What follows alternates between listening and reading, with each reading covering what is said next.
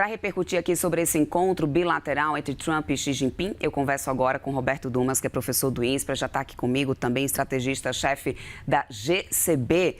Professor Roberto Dumas, que honra te receber aqui no CNN Morning Call, meu querido, bem-vindo sempre por aqui. Obrigado, Débora. Sempre um prazer estar com você. Bom dia. Professor, vamos lá. Primeiro de tudo, essa representatividade de Donald Trump ir até Pequim para conversar com Xi Jinping. A gente sabe que isso traz um simbolismo diplomático gigantesco por trás. Em contrapartida, a gente já tem também Xi Jinping dizendo que deve abrir mais as empresas, deve abrir mais a China para as empresas americanas. O que isso representa comercialmente falando nesse momento? É a China realmente disposta a uma relação realmente amigável com os Estados Unidos a partir de agora? Ou é a China também de olho no seu crescimento, na continuidade do seu crescimento, dada a desaceleração econômica que a gente tem por lá, e aí teríamos um posicionamento estratégico da China? O que o senhor me diz? Veja, a China nunca pensa muito nos colegas ou nos amigos. A China sempre teve, aliás, todos os países sempre tiveram um aspecto de países não têm amigos, países têm interesses. Então, a China está com algum problema de crescimento econômico. Ela vai quebrar? Não, não vai quebrar. Isso todo mundo fala que vai quebrar algum dia. Não tem como quebrar, isso tem como quebrar, mas é difícil porque a conta capital do balanço de pagamento da China é fechada. Não obstante, ela precisa continuar crescendo porque é uma ditadura. Se é uma ditadura, você precisa evitar ter tensão social, porque, veja, uma tensão social, vamos lembrar o que aconteceu em 4 de junho de 1989, o massacre da Praça da Paz Celestial, quando justamente você tinha momentos de crescimento pífio. Então, a China busca querer crescer e ela sabe que ela precisa... Veja, você precisa de 2 pessoas para dançar tango. Os Estados Unidos acham que vai conseguir viver sem a China? Não vai. A China acha que vai conseguir viver sem os Estados Unidos? Não vão. Porque a China, ela, vamos dizer, fazendo uma analogia, ela não é um país, ela é um centro de processamento onde você junta as peças e ela está com uma bruta, um bruta vale do silício próprio, lá em Shenzhen. Então, elas estão competindo um com o outro. Por que um depende do outro? A China busca vender também o seu excedente, como você bem colocou, para continuar crescendo. A China investe. Não, mas o chinês não consome? Não, o chinês consome demais. Só que ele investe demais ao quadrado. E aí o que acontece com essa sobrecapacidade? Ele exporta. Ele exporta principalmente para os Estados Unidos. Então, você precisa de um mercado e também de terceiros mercados, veja o Brasil aí, para continuar crescendo. Os Estados Unidos, por que precisam da China? Porque ele consegue comprar e, como conseguiu nos anos 2000, ter produtos mais baratos. Ter produto mais barato acaba funcionando para controlar a inflação. E outra, você está num problema geopolítico, geoeconômico enorme por causa da guerra do Irã versus Israel e Estados Unidos.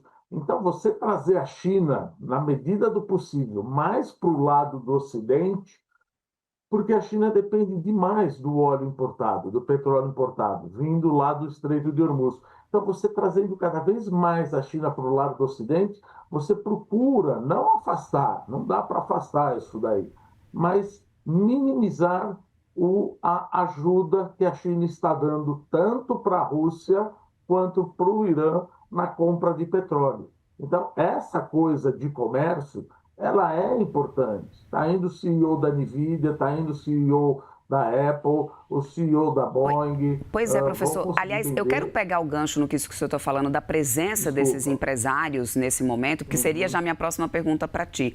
Para entender também qual que é o recado passado em relação a isso, né? Não precisa a gente ir muito longe, a gente sabe que na China os serviços, né, de diversas empresas americanas são bloqueados, não há um funcionamento, existe um bloqueio, enfim, isso não é de hoje. E a gente tem a presença desses executivos e alguns deles, inclusive Elon Musk, que já falou que foi um encontro maravilhoso, muito otimista. Qual que é a sinalização agora em relação a isso? Dá para cravar que pelo menos desse lado essa relação bilateral passa a existir? Veja, a relação bilateral vai continuar existindo. Agora, também é importante deixar claro, achar que a China vai se abrir mais. Veja, na época de Hu Jintao, antes de Xi Jinping, a China era muito mais aberta.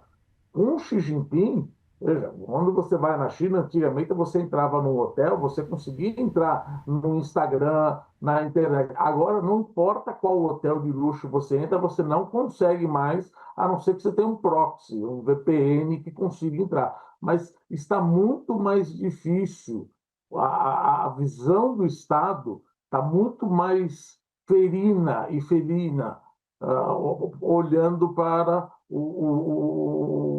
quem utiliza inteligência artificial. E, principalmente, esse ponto que esses CEOs estão indo lá.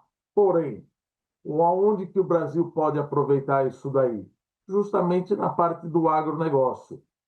Ou pode ser prejudicado, porque Trump está indo também com uma comitiva do agronegócio, que querem vender milho, soja e carne bovina mais para a China.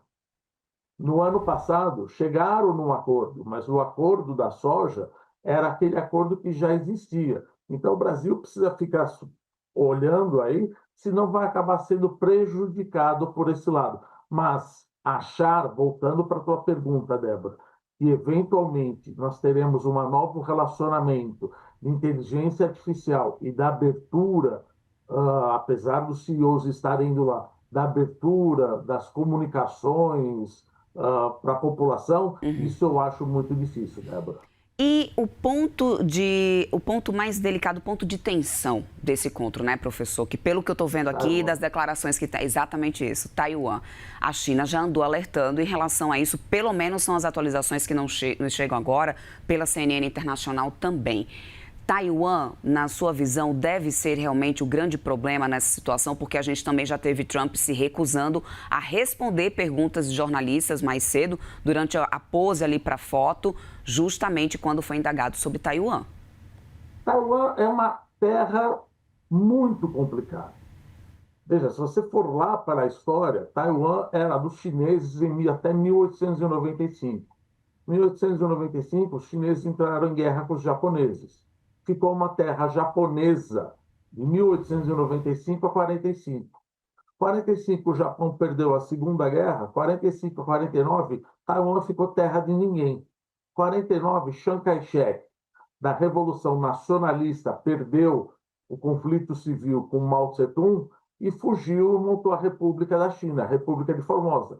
Xi Jinping falou: eu quero Taiwan para mim até 2027. Então, Taiwan faz parte da China, fazia parte da China. Ela foi tomada pelos japoneses. Só que agora os taiwaneses, você já não tem mais praticamente os verdadeiros chineses, vamos dizer assim, da mainland, da terra continental. E todo presidente norte-americano, ele procura mostrar uma neutralidade ambígua.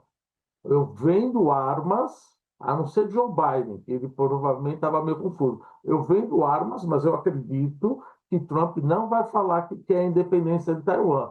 Continua vendendo armas, que esse é o ponto nevrálgico de Xi Jinping, porém, continuo falando que Taiwan é parte de uma única China.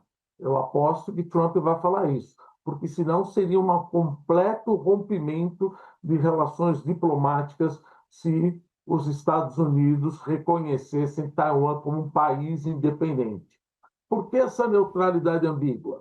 Porque Xi Jinping, ou melhor, Trump quer, ou melhor, os Estados Unidos querem continuar fazendo parte do Pacific Rim. Se Trump rompe a corda com Taiwan, como é que a Coreia do Sul, que você tem o Kim Jong-un lá em cima, na Coreia do Norte, vai se sentir? Como vão se sentir os japoneses, que sempre foram protegidos depois da Segunda Guerra Mundial pelos norte-americanos? E os filipinos? E a Austrália? Então, isso você vai acabar colocando todos esses países no colo da China. Então, por isso que Trump, os Estados Unidos, desde Barack Obama, desde Richard Nixon, procura deixar uma coisa, uma neutralidade ambígua. É parte da China, porém continua vendendo armamentos. Isso eu acho muito difícil de mudar, Débora. E é o que a gente segue acompanhando aqui, né? Porque Taiwan continua, então, como sendo o grande ponto de maior tensão nesse momento. O professor Roberto Dumas trazendo uma excelente explicação para a gente do porquê. Professor, muito obrigado pela sua participação aqui conosco. Roberto Dumas, professor do INSPER, estrategista, chefe da GCB. Sempre bem-vindo por aqui, viu, meu querido? Até uma próxima, professor. Obrigado, Débora. Um abraço. Até mais.